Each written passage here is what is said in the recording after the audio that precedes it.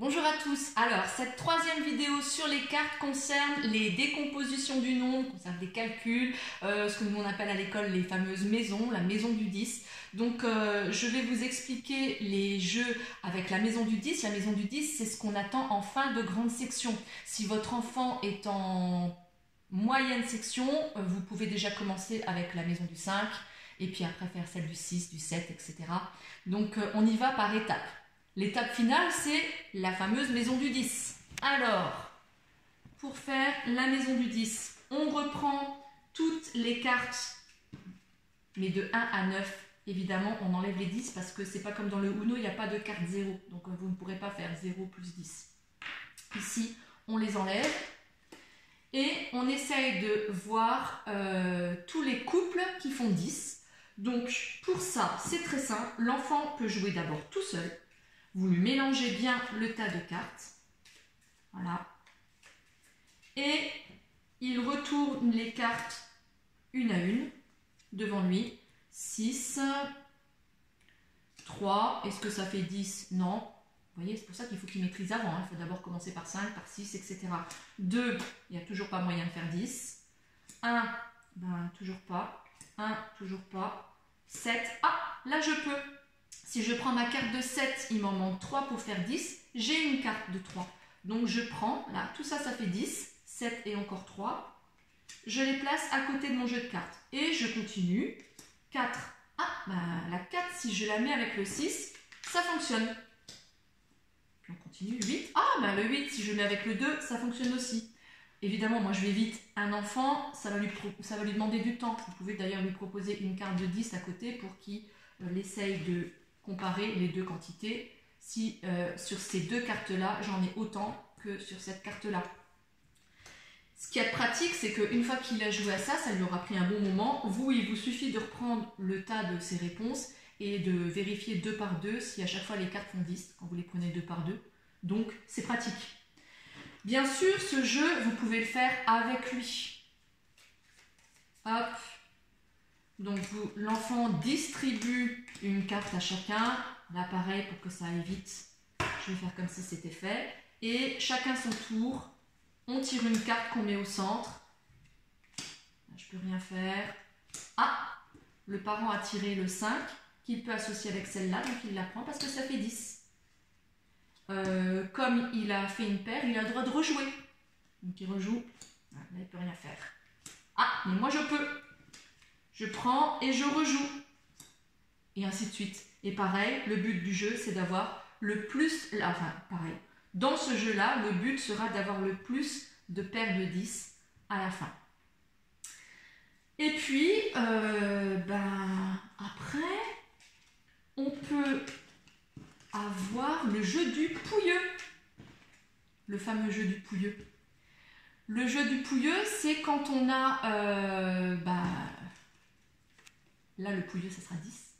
Il ne faut absolument pas qu'on l'ait parce qu'on ne peut pas l'associer avec un autre. On n'a pas de carte 0. Donc, sur les 4 10, on n'en prend que 1. Voilà. On prend un 10. Allez hop, le 10 de cœur, ce sera le pouilleux. Et on peut jouer cette fois-ci, mais à plusieurs. Là, on va dire qu'on est toujours à 2. Hop. On va mélanger et on va donner toutes les cartes. Pour le pouilleux, ce que je vais conseiller, c'est de, si vous jouez à 2, ne prenez pas les 36 cartes, ça va faire trop. Vous allez prendre un de chaque couleur. Allez, on va prendre du cœur et du pique, ça sera plus facile. Parce que sinon, ça va être très très long d'avoir toutes les cartes là devant. Donc, pareil, j'aurais dû le faire avant, c'est pas grave. Donc, du pique et du cœur. Cœur, pique, pique, pique, pique. Cœur, cœur, pique. Voilà. Comme ça, vous mélangez, vous prenez chacun un tas. Donc la première étape, c'est dans votre propre jeu de cartes, vous allez déjà essayer de faire toutes les paires. Donc c'est déjà un boulot de calcul pour chacun. Donc chacun fait ses paires. Donc moi je peux faire ça, je peux faire ça pour faire 10, je peux faire ça. Et là, je peux plus. Impossible. Et vous, parents, ben, vous faites la même chose. Donc ici, vous avez une paire. Ici, vous avez une autre paire. Et maintenant, vous êtes coincé. Voilà. Ensuite, les cartes qu'il vous reste, évidemment, il va falloir les tenir. Attention, c'est là que ça se complique pour l'enfant. Parce que de tenir ça en éventail, comme ça, sans en faire tomber, c'est pas facile. Mais c'est aussi un apprentissage moteur qu'il faut faire. Donc, on n'hésite pas. Et le parent fait pareil. Parce que l'enfant donc, ne peut plus faire de paire. Il va devoir piocher dans votre tas de cartes. C'est pour ça qu'il ne faut pas qu'il les voie. Dans votre tas de cartes, il va devoir piocher une carte au hasard. Ah, j'ai tiré le pouilleux. Donc, je peux rien en faire. Voilà. Et le parent va lui tirer une carte chez l'enfant. Il va tirer un 6. Et il va regarder si, avec le 6 qu'il vient de tirer, il peut faire une paire chez lui. Ah bah oui, il peut faire le 6 et le 4. Paf! Donc lui, ça l'arrange. Et ensuite, comme il vient de faire une paire, il a le droit de rejouer. Donc de vous retirer une carte. Hop, il va me tirer celle-là. Et il peut encore faire une paire. Et ainsi de suite. Et bien sûr, une fois qu'on s'est débarrassé de toutes ces cartes, on a gagné.